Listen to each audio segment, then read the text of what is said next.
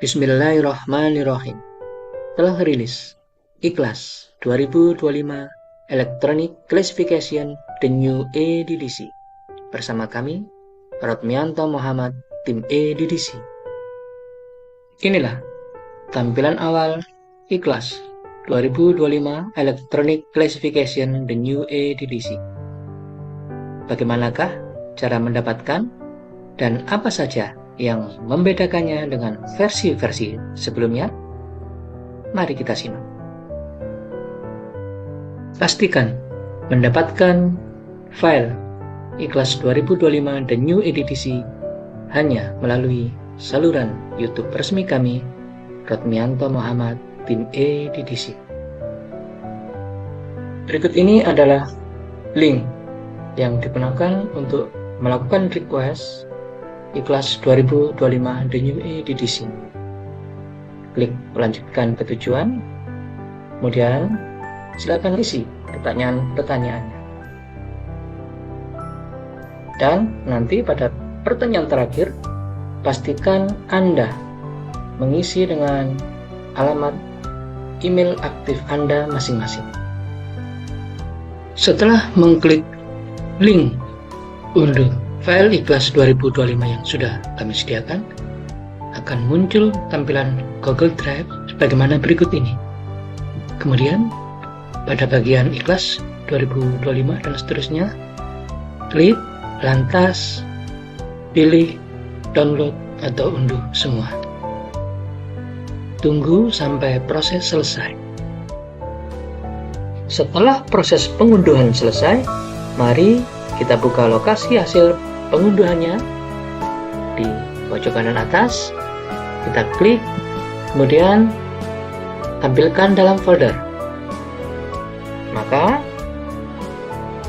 hasil pengunduhan adalah file dengan nama Ikhlas 2025 dan seterusnya dalam format zip.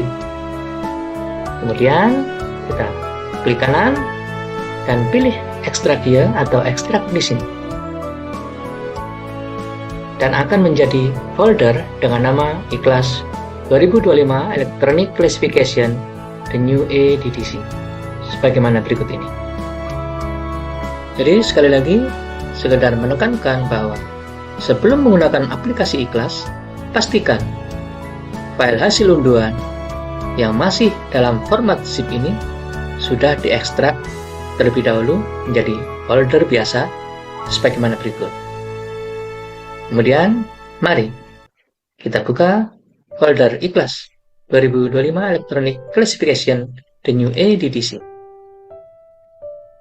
Isi daripada folder Ikhlas 2025 Electronic Classification The New EDDC adalah sebagaimana berikut. Anda dapat mengakses aplikasi Ikhlas di dalam subfolder Ikhlas 2025 atau Ikhlas 2025+. Isinya sama saja seperti yang sudah-sudah. Yang menjadi pembeda bahwa Ikhlas 2025+ apabila baru pertama dijalankan akan terdapat bacaan basmalah. Sekarang mari kita jalankan aplikasi Ikhlas 2025. Ingat, pilih salah satu. Misalkan pilih Ikhlas 2025 dengan plus yang ada bacaan basmalahnya.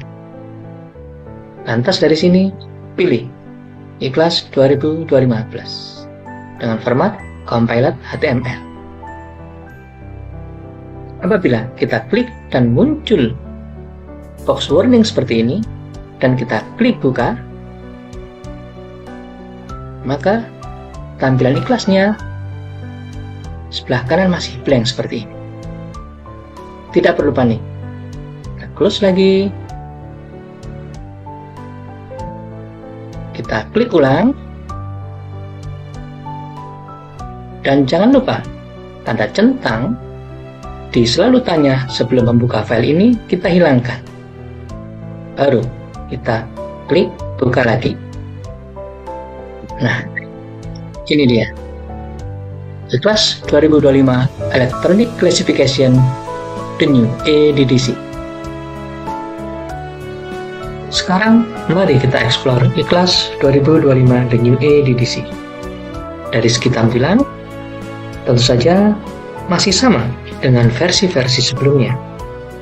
Demikian juga dengan menu-menu tambahannya.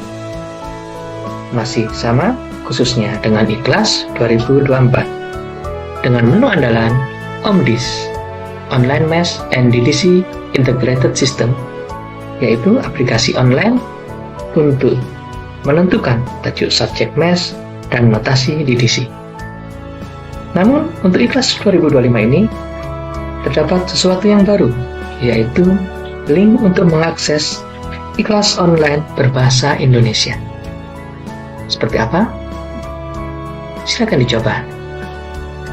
Sedangkan dari segi isi, terdapat perbaikan notasi di dalamnya.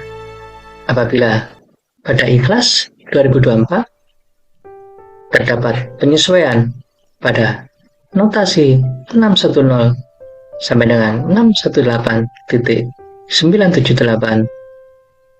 ilmu kedokteran kesehatan disesuaikan dengan Ikhlas 2024 yang terbit tahun 2021, maka untuk Ikhlas 2025 ini penyesuaian dilakukan pada notasi 297 serta notasi 900 sampai 999, yang mana juga disesuaikan atau berdasarkan dari DDC cetak yang terbaru, yaitu DDC 24 yang terbit pada tahun 2021. Nah, sekarang mari kita fokus pada optimalisasi penggunaan Ikhlas 2025. Pertama-tama, klik manual dan tutorial, kemudian pilih Quick Guide Ikhlas.